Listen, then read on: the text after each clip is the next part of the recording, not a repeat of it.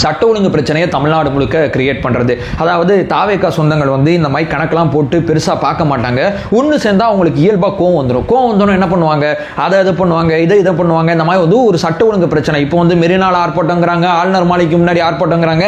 இந்த மாதிரி செய்திகள்லாம் வந்துகிட்டு இருக்கு. இந்த மாதிரி செய்திகளை உருவாக்கி நம்மளை உணர்ச்சி வசப்படுத்தி ஆளுநர் ஆட்சி, குடியரசுத் தலைவர் ஆட்சியை கொண்டு மறுபடியும் ரீதேர்தல் நடத்தணும் அப்படிங்கிறது இவங்க எண்ண ஓட்டம். பெரும்பான்மை கிடைக்காம தாவேக்கா ஆட்சியை இழக்கக்கூடாது, தாவேக்கா ஆட்சியில் சட்ட ஒழுங்கு பிரச்சனையை தாவேக்காரங்களே கொண்டு வந்துட்டாங்க அப்படிங்கிற ஒரு ப்ரொஜெக்ஷனை இங்க கொண்டு வந்து அதன் மூலமா இங்க ஒரு ஜனாதிபதி ஆட்சியை கொண்டு வந்து இவங்க ஒரு அரசியல் பண்ணி அதிகாரத்துக்கு நம்மளை வரவிடாம தடுத்து நம்ம பண்ணாம எல்லாத்தையும் அவங்களே பண்ணி பழிய நம்ம மேல போட்டு மக்கள் மத்தியில நமக்கு கெட்ட பேர் உருவாக்குறதுக்காண்டி இந்த வேலையை பார்க்குறாங்க.